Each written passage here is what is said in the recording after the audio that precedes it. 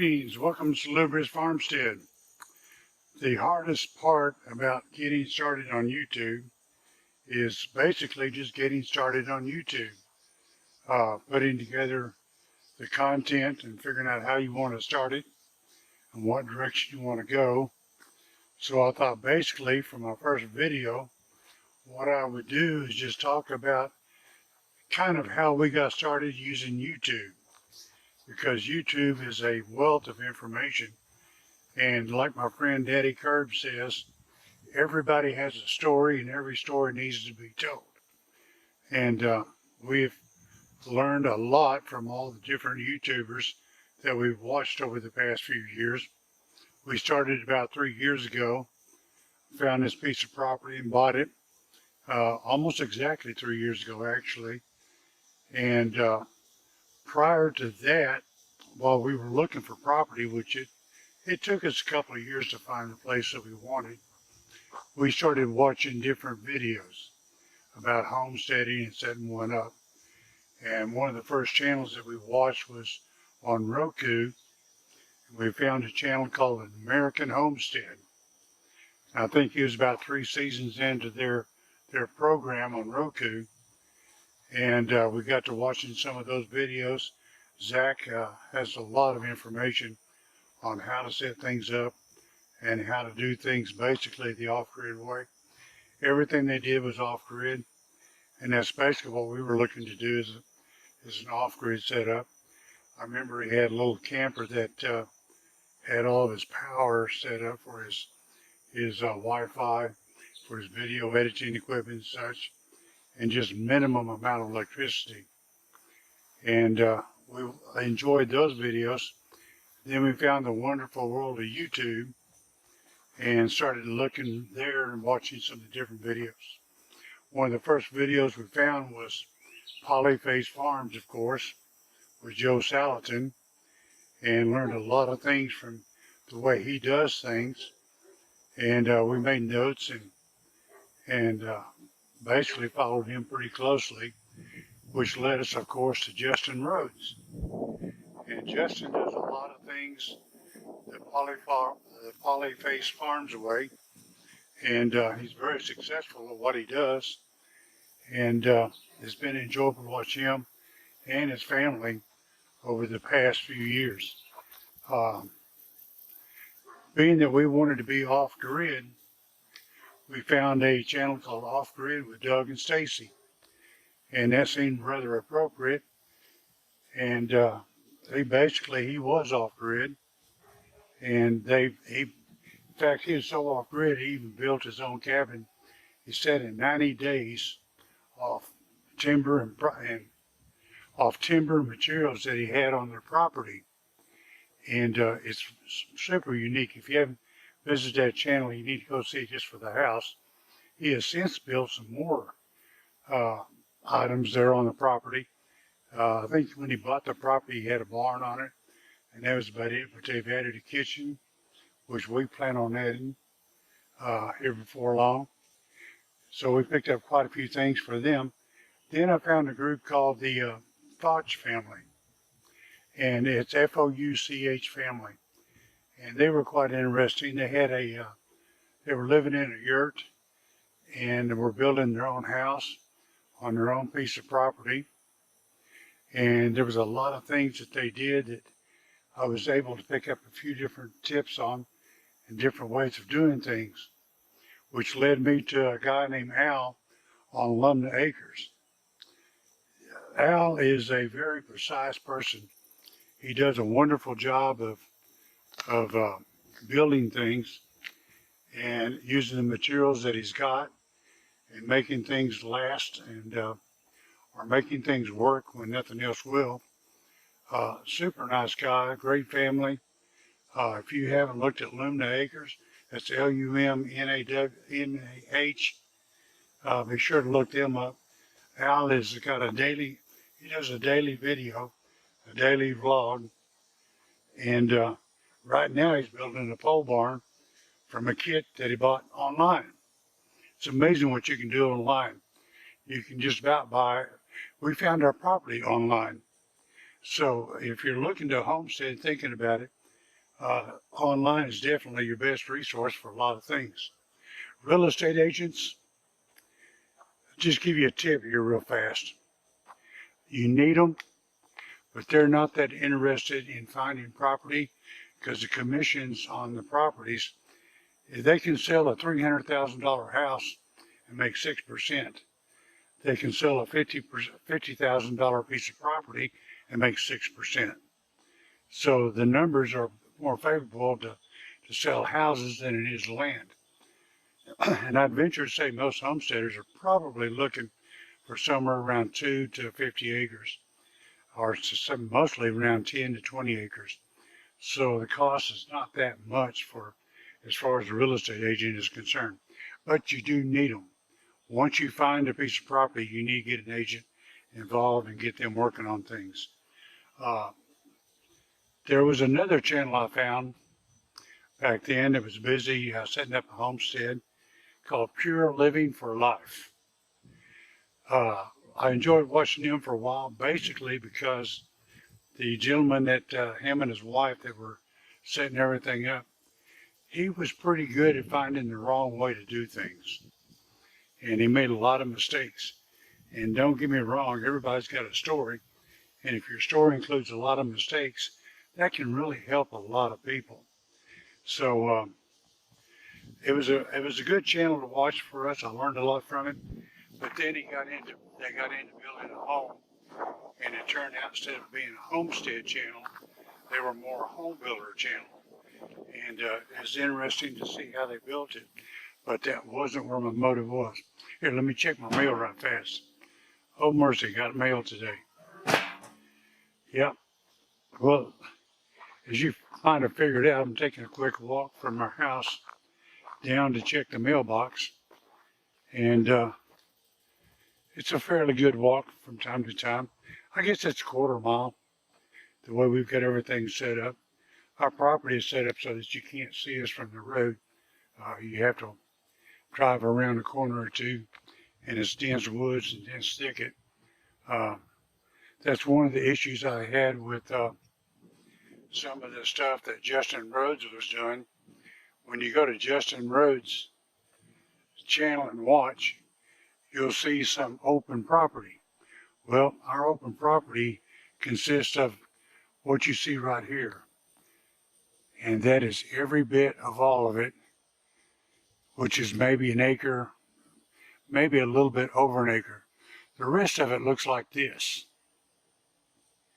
It's kind of hard to move tractors around and work with things there and do different things like they do on Polyface and Justin Rhodes when all you've got is solid thickets.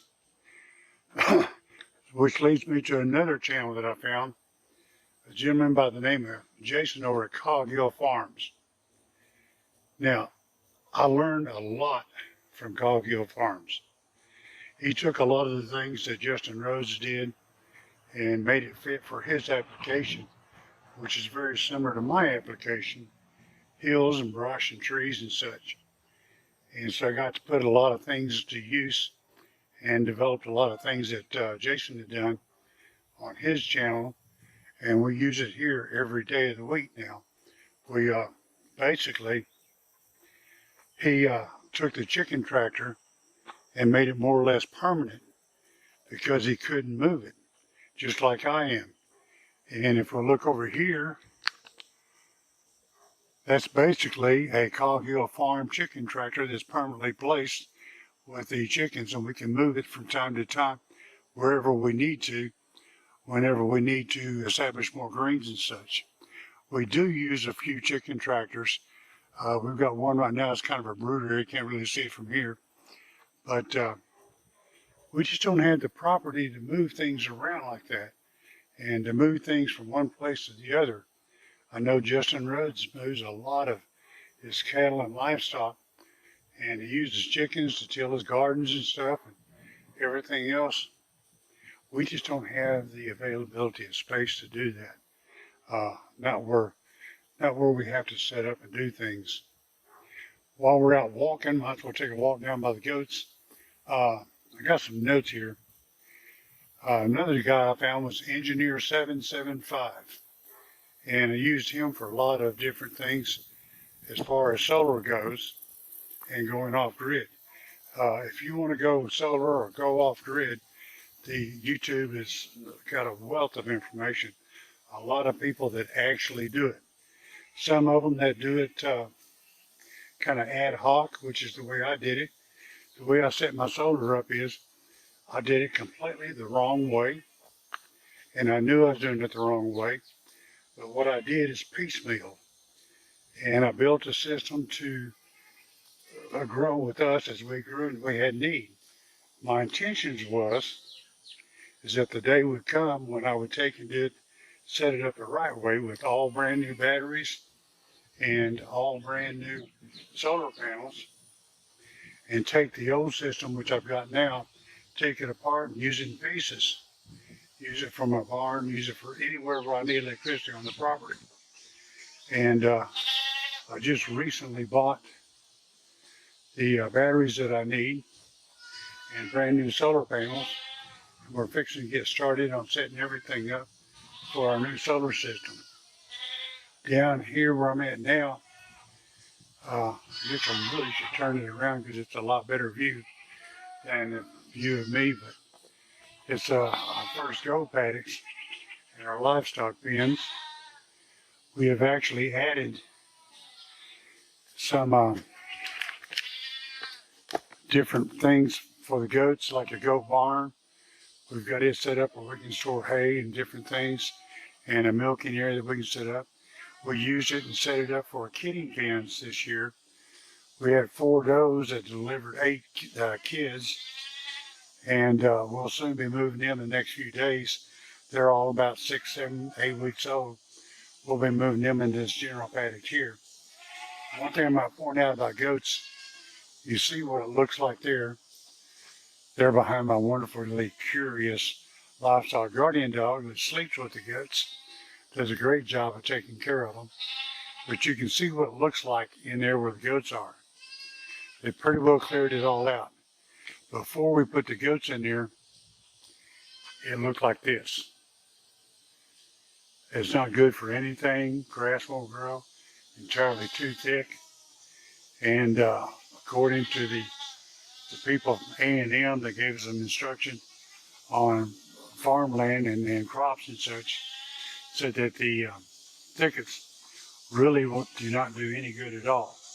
So what we were forced with was, here we have all these thickets down here. We got 10 acres, and about 8.5 or 8 acres is nothing but yaupon thicket. The only thing we've got more than yaupon would be poison ivy. I've often said if poison ivy was a cash crop, we would be rich.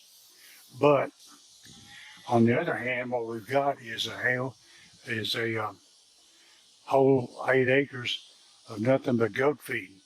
Goats love poison ivy, and they love yaupon. When you first put them into an area, the first thing they go for is a poison ivy. So poison ivy is a problem for you, get some goats. And what we're doing in this area here, this is where my billy goats run. And that's their pen back there. And the billies, they pretty well cleared a lot of it out. But if you're familiar with goats at all, you know they browse. They eat up. So we got a couple of American guinea hogs to eat down. And they're pasture raised. Everything out here is basically pasture raised.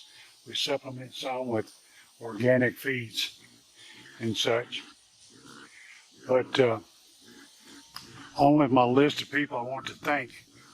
Speaking of goats, when I did my research on goats, I found a guy named Daniel Arms, the Arms Family Homestead.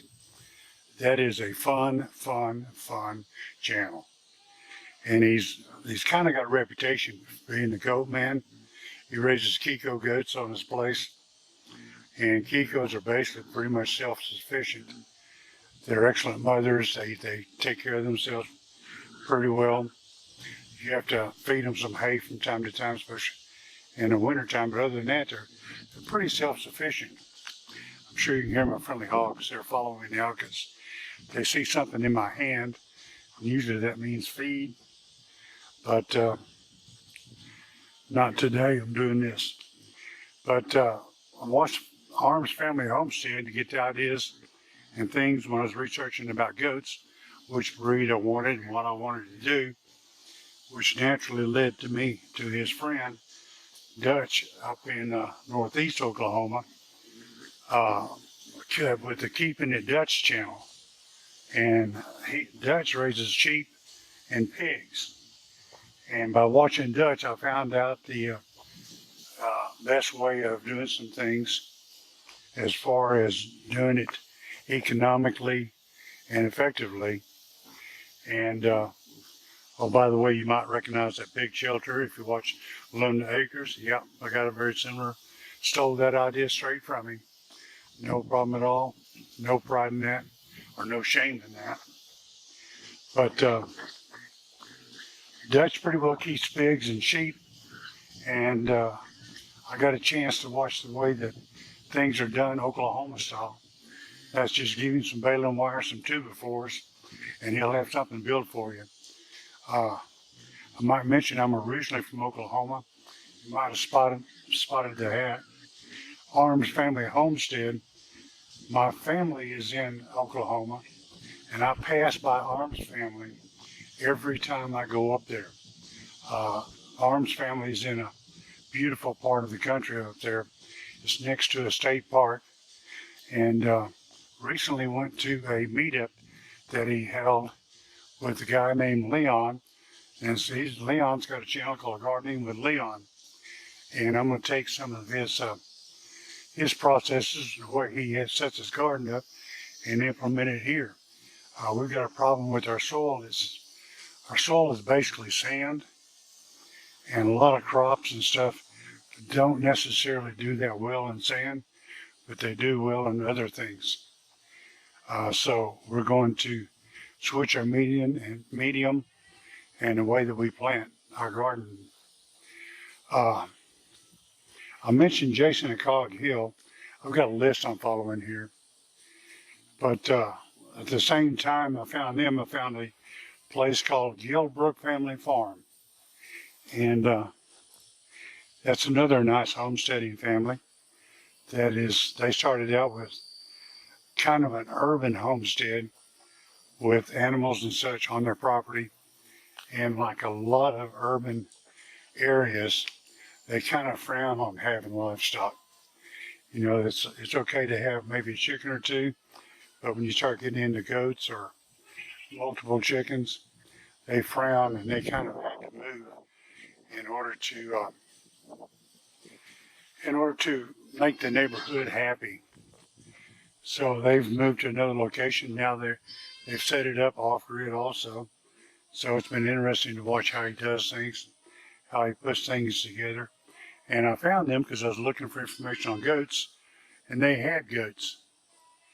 And while I was looking for information about different things in homesteading, I found a channel called Living Traditions out of Missouri. And basically I was looking for a way to can foods and can your garden stuff and just preserve foods. And they do a wonderful job. Sarah cans just about anything and everything, and she's a wonderful teacher. She will go through everything step by step by step to teach people how to do things. Just for fun, my wife found a channel called Stony Ridge. If you've not watched Stony Ridge Homestead, or Stony Ridge Farm, I believe it is, look them up. Let me switch this thing around here so I can talk to you all again. Stony Ridge Farmer he is a hoot and a holler. There's just no other way of putting it. He's fun. And you learn some stuff from his channel. And again, it's one of those channels where you learn some stuff, how to do things, and you learn how not to do things. One thing about Stony is a little bit different than what we do here is Stony is big into toys. He likes toys. He's got multiple tractors, multiple cars, multiple trucks, multiple stuff, multiple things. He's got a garage full of things that he uses. So if you want to learn how to use stuff, how to handle several tractors and equipment and everything, Stony Ridge is the channel to watch. Found a channel called Weed 'em and Reap. And Weed 'em and Reap is a unique situation. It's a unique homestead because it's literally inside the town of Phoenix, Arizona. They have a couple of acres inside the town, and they actually homestead it, have a garden, fruit trees, livestock, chickens, you name it, they pretty well have it. You may remember the craze, the yoga goat craze from a few years ago. The yoga goat craze was started by this channel. She's the one that put it together, and she's the one that did it, playing with her goats and stuff. And a lot of people have different views on goats and stuff, but I'll tell you right now, they're fun. The little babies are hilarious. I'll probably try to put in a little bit of video of our kids taken a couple of weeks ago at the end of this. But while I'm walking back to the house, I thought I would stop here for a second and show you where we began our journey. 3 years ago, we basically set up a camp right here. And for about 8 weeks or so, we lived in a 10, I think it's 10 or 12 by 17 tent, a 2-room tent. And you'll notice on the picture that I'm putting up that it had a barbecue pit for our kitchen. We had a little sink sorta, water sorta. We hauled our water and stuff, and had a picnic table. And basically this was our home, excuse me, this was our home for about 8 weeks, I guess it was, maybe a little bit longer, while they were setting up our shed to be converted to a house. And right over this direction, that was our first building we ever had. But right there in front of it was a step ladder with a garden hose tied to it that ran about 350 feet from our water tank on the other side of the property. The water hose was tied to the top of the ladder, and that was our shower. Interesting days, but you know, if you want a homestead and you want a piece of undeveloped property, you do what you've got to do. Well, thank you for tuning in today.